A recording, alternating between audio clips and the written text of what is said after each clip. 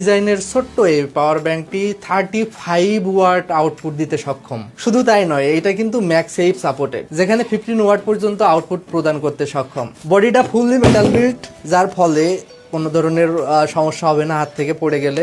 এখানে একটা সুন্দর ডিসপ্লে আছে যেখানে কত পার্সেন্ট চার্জ আছে দেখা যায়।